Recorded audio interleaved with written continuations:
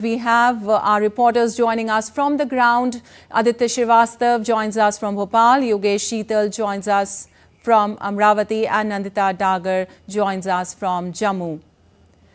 Well, my first question to you, Aditya, good morning. Campaigning for the second phase of elections in the country, in the state will come to an end today evening. PM rallies also in the state today. What all is going to be done by the parties for the last-ditch effort to woo the voters?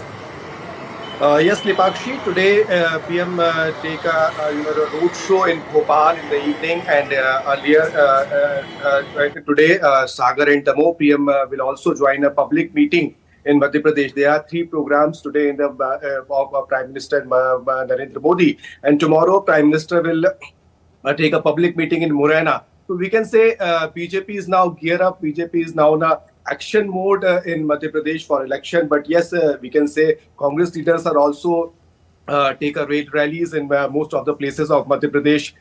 On 26th, there are the 7 constituencies. Voters are now gear up for voting. Lot of issues of Madhya Pradesh like the development, like the employment. But voters are very silent.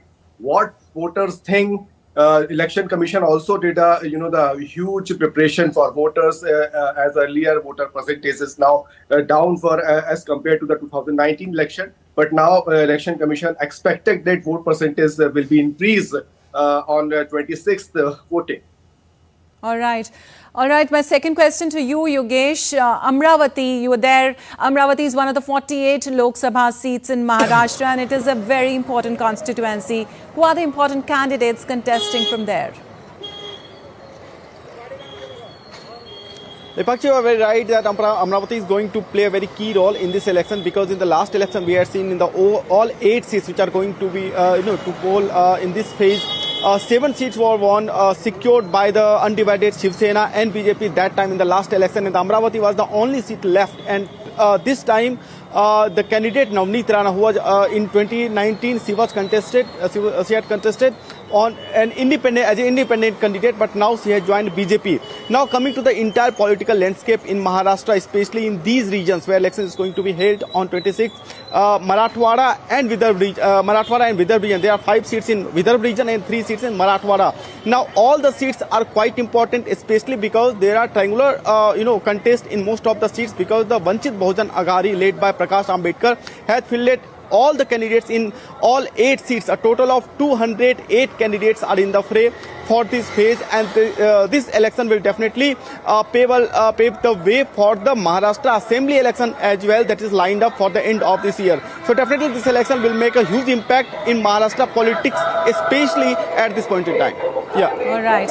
Nandita, over to you, Lipakshi. I wanted to ask you, 2024 Lok Sabha elections are the first major poll in J&K after the withdrawal of Article 370. Now, Jammu is one of the 6 constituencies of Jammu and Kashmir which will vote in the second phase. Can you tell us about the preparations there? A direct fight between BJP and Congress also. Yes, it is a battle of prestige, Lipakshi, for the BJP, because if they win this seat, it will be a hat-trick for them. So the BJP candidate, Mr. Jugal Kishore Sharma, is looking to win this for the 3rd time. The Congress candidate, Mr. Raman Bhalla, of course, will be vying for the seat, counting on some disgruntlement on some recruitment scams in the local government, as for also the rising power bills. But the BJP feels it has an edge, because the ideological battle it has already won in the hearts of the people, as far as the ideological people's happiness with the revocation of Article 370, because the people of Jammu constituency, which includes Samba, Riyasi and Jammu, they are very happy with the revocation of this Article 370, and they are also aligned with the BJP's. The BJP feels that since it is a holy city, Jammu being the city of temples, building the Ram temple in Ayodhya will reap them some dividends.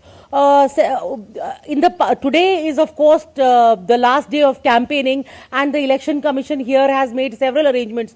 More than 800 liters of liquor illegal liquor which could have been used for inducement of the voters has been confiscated. More than 80 lakh rupees in cash has been confiscated. The Election Commission, of course, here is running the sweep program to raise voter awareness. Traditionally, this seat has sees high voter turnout between 65 to 70, and last time in 2024, the BJP candidate won with more than by a margin of more than 2 lakh votes. In 2014, the BJP candidate, Mr. Raman Bhalla, again won by a margin of more than 1.5 lakh votes. So the BJP, of course, has an edge and is stronger placed than the Congress.